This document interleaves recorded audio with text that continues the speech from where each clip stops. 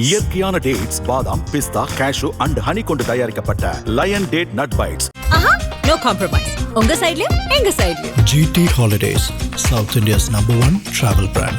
திருக்கைலாய மானசரோவர் யாத்ரா 2026 அடியார்கள் அனைவரையும் சிவம் யாத்ரா சார்பாக அன்புடன் அழைக்கிறோம். ஐபிசி தமிழ் நேயர்களுக்கு வணக்கம். இன்றைய சிறப்பு நேர்காணலில் நம்மோடு இணைந்திருக்கிறார் அரசியல் விமர்சகர் சுமந்த் ஸ்ரீராமன் அவர்கள். வணக்கம். வணக்கம் சர்மா. தமிழ்நாட்டில் என்டிஏ கூட்டணியுடைய முதல் கூட்டமானது நடந்து முடிஞ்சிருக்கு. பிரதமர் மோடி கிட்டத்தட்ட ஒரு 40 நிமிஷம் பேசியிருக்காரு. அதற்கு முன்பாக எடப்பாடி பழனிசாமியும் டிடிவி தினகரனும் அந்த மேடையில் பக்கத்தில் சந்தித்து ஒரு சில அந்த இன்சிடென்ட்ஸையும் நம்ம பார்த்தோம். அதுக்கப்புறமாக 2 பேர்லாம் சேர்ந்து ஒட்டுமொத்தமாக அந்த நிகழ்வுக்கு அப்புறம் ப்ரெஸ் மீட்டும் பண்ணிட்டாங்க. அம்மா விளைத்த பிள்ளைகள் நாங்கள்லாம் அப்படின்னு சொல்லி பழசெல்லாம் மறந்துட்டோம் அப்படின்னு சொல்லியிருக்காங்க. பிரதமர் மோடியினுடைய இந்த ஸ்பீச் எப்படி பார்க்குறீங்க? ஒரு வெல் நேரேட்டிவ் திமுகவுக்கு எதிரான ஒரு பிரச்சாரமாக இதை பார்க்குறீங்களா? முதல்ல உங்களுக்கு நினைவு இருக்கலாம், நம்ம ஒரு 20-25 நாளைக்கு முன்னாடி ஒரு பேட்டியில் இதே மாதிரி சொன்னீங்க. டிடிவி தினகரன் ஒரு பக்கம் போறாரு, பாட்டாளி மக்கள் கட்சி எல்லாம் வரல எல்லாம் சொன்னீங்க. அப்போ பொறுத்திருந்து பாருங்கள் என்ன நடக்கும்னு சொன்னதுல அது கிட்டத்தட்ட அதே மாதிரி தான் வந்திருக்கு. இன்னும் முடியல, இன்னும் சில கட்சிகள் வருவதற்கும் வாய்ப்பு இருக்கிறது. ஸோ என்டிஏ கூட்டணி என்பது ஒரு வலுவான கூட்டணியாக மாறி இருக்கிறது. ஒரு ஸ்டேஜில் எப்படி நம்ம பேசிட்டு இருந்தோம்னா, விஜய் வாக்குகள் எல்லாம் பிரிச்சிருவாரு. அவர் என்ன சொன்னாரு, தாவேகா வர்சஸ் திமுக, அவ்வளவுதான் அது கான்டெஸ்ட் அப்படின்னாரு. இப்போ தாவேகா எங்க இருக்குங்கிறதே நமக்கு தெரியாத ஒரு சிச்சுவேஷன் ஆயிடுச்சு.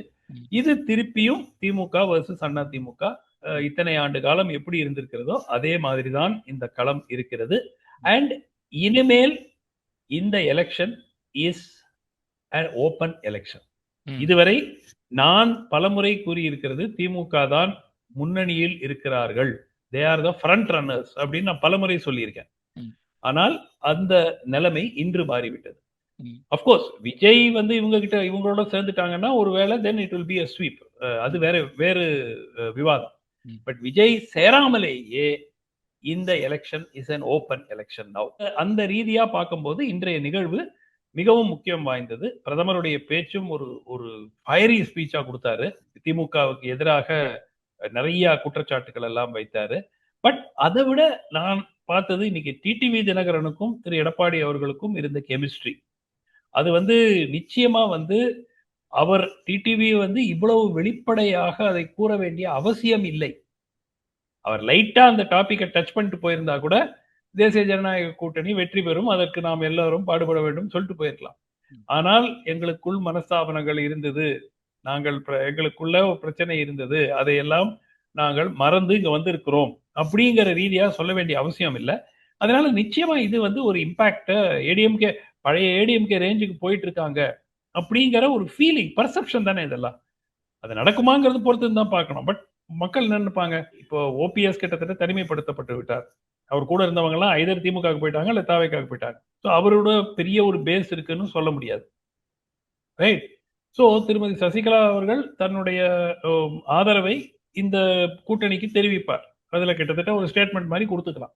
ஸோ கிட்டத்தட்ட எல்லாருமே அந்த பழைய அதிமுகவில் இருந்தவர்கள் ஓபிஎஸ்ஐ தவிர கிட்டத்தட்ட ஒரு குரூப்ல வந்துட்டாங்க அப்படிங்கிற மாதிரி ஒரு பர்செப்ஷன் மக்களிடையே வந்துடும். திமுக வெர்சஸ் அதிமுக தான் அப்படிங்கிற ஒரு சூழல் இன்னிலேருந்தே மாறிடுச்சு அப்படின்னு நீங்க சொல்றீங்க. பிரதமர் மோடி என்ன சொல்றாருன்னா, திமுக ஆட்சிக்கான முடிவுக்கான கவுண்ட் டவுன் ஸ்டார்ட் ஆயிடுச்சு அப்படிங்கிறாரு.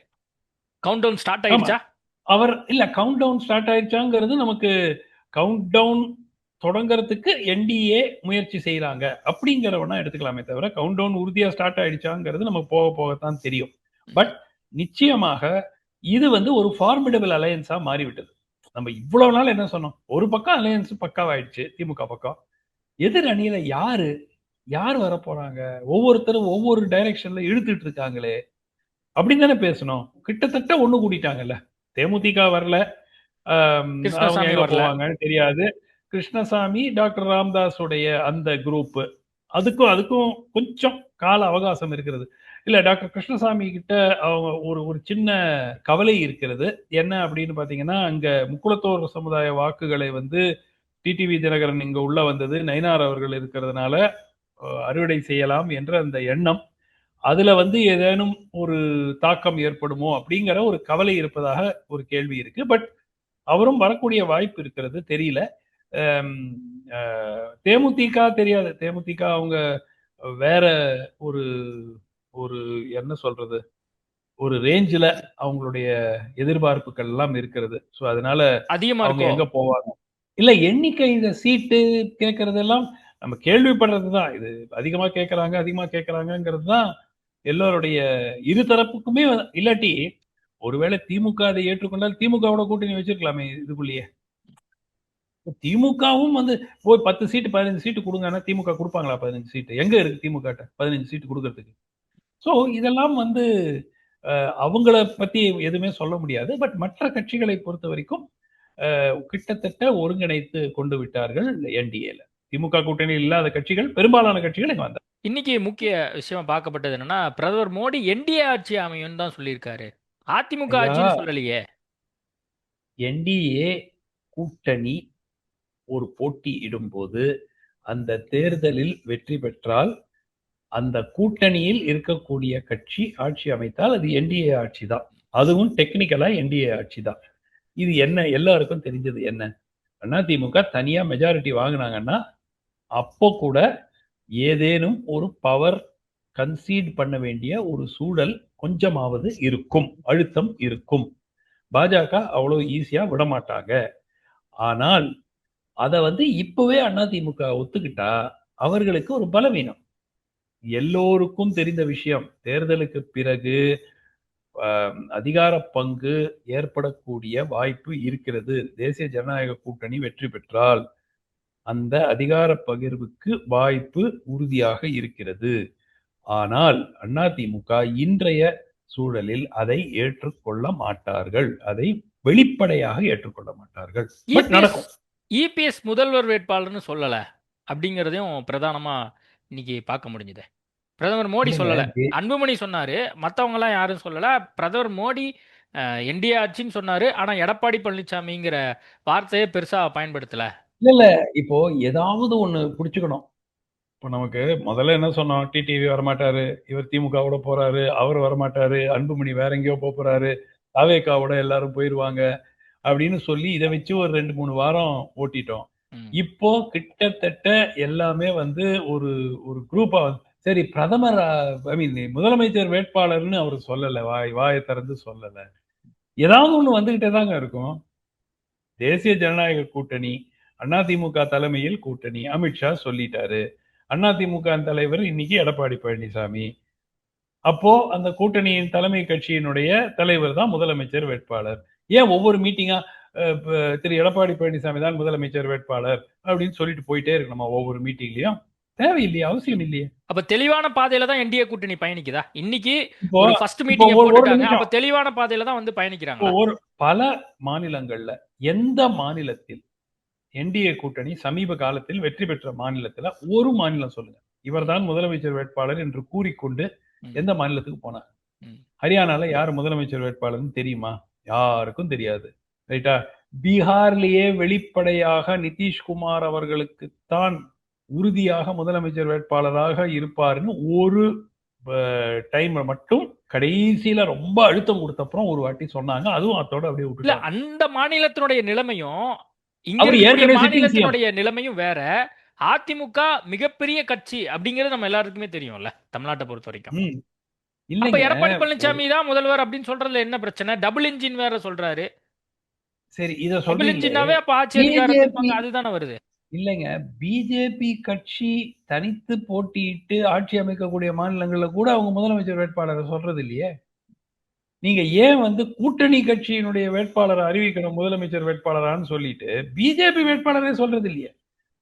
பிஜேபி கட்சி போட்டியிடும் மாநிலங்களில் இவர்தான் முதல்வர் வேட்பாளர் என்று கூறிக்கொண்டு சமீப காலத்துல ஒரு 3 ஸ்டேட் சொல்லுங்களேன். சிட்டிங் சீஃப் மினிஸ்டருக்கே சொல்லலையே. குஜராத்ல sitting chief minister Bhupendra Patel தான் முதலமைச்சர் ஆவாருன்னு சொல்லாம தானே கொண்டு போய் தேர்தலை சந்திக்கிறாங்க. ஸோ இதுல பல காரணங்கள் இருக்கலாங்க. இன்டர்னலா ஒரு பார்ட்டிக்குள்ள சில ப்ரெஷர்ஸ் இருக்கும். எல்லா ஃபேக்ஷன்ஸும் ஹாப்பியா வைக்கணும். தேர்தலுக்கு அப்புறம் பார்த்துக்கலாம். எண்ணிக்கையை பொறுத்து தான் நடக்க போகுது. தேர்தல் முடிஞ்ச அப்புறம் பார்த்துக்கலாம், அவ்வளவுதான். உடனடியா திமுகவினுடைய தலைவரும் தமிழ்நாட்டு முதலமைச்சரும் ட்வீட் போடுறாரு. பிரதமர் சொல்லும் டபுள் இன்ஜின் எனும் டப்பா என்ஜின் தமிழ்நாட்டில் ஓடாது அப்படிங்கிறாரு. இல்ல எனக்கு ஒரு ஒரு ஃபீலிங் தட் திமுகவை பொறுத்த வரைக்கும் இப்பொழுதுதான் அவர்களுக்கு இந்த சீரியஸ்னஸே புரிய ஆரம்பிக்குது. இது இவ்வளவு நாள் வரை சரி எப்படிமோ நம்ம ஜெயிக்க போறோம், எப்படி ஜெயிக்கணும் அதுக்கு பிளான் பண்ணிக்கணுங்கிற பேசிஸ்ல தான் இருந்தாங்க. இப்போ ஒருவேளை ஜெயிக்க மாட்டோமோ அப்படிங்கிற ஃபீலிங் கூட அவங்களுக்கு வர தொடங்கி இருக்கலாம். ஏன்னா இப்போ வந்து இது ஒரு ஓப்பன் எலெக்ஷன், இது வந்து it's by no means done deal. அதனால அவர்களுக்கு ஒரு கவலை நிச்சயமாக வந்திருக்கும். அண்ட் ஒரு வேளை விஜயும் போய் ஒரு வேளை ஹைப்போதெட்டிக்கல் நடக்காது, நடக்கலாம் தெரியாது, பட் நடந்தால் கிட்டத்தட்ட அது ஒரு ஸ்வீப் மாதிரி ஆயிடும். இன்னைக்கு எடப்பாடி பழனிசாமி தனிப்பெரும் ஆட்சியாக நாங்கள் வந்து அதிமுக ஆட்சி வரும், பெரும்பான்மையாக நாங்கள் வந்து 210 இடங்களையும் நாங்கள் வெற்றி பெறுவோம் அப்படின்னு வந்து சொல்றாரு. இப்போ நீங்க சொல்வது போல ஒருவேளை என்டிஏ கூட்டணியில் விஜய் ஹைப்போதெட்டிக்கலி அந்த மாதிரி ஒரு சுச்சுவேஷன் வந்து அப்போ கண்டிப்பா 210ங்கிறது நிச்சயமாயிரும். இல்ல அந்த மாதிரி எல்லாம் ஆகாதுங்க. விஜய் வந்தால் கம்ஃபர்டபுள் மெஜாரிட்டி, அதுல சந்தேகமே எனக்கு இல்லை. 160, 170, 180 கூட மேல கூட வரலாம். பட் அதனால 200 வரும், 210 வரும்னா அது வந்து ரொம்ப ஆப்டிமிஸ்டிக். பட் கம்ஃபர்டபுள் மெஜாரிட்டி அவர்களுக்கு வரும். இந்த தேசிய ஜனநாயக கூட்டணிக்கு ஒரு வேளை விஜய் கூட சேர்ந்தால் என்றால் உறுதியாக அறுதி பெரும்பான்மை, கம்ஃபர்டபுள் அறுதி பெரும்பான்மை அவர்களுக்கு கிடைக்கும்.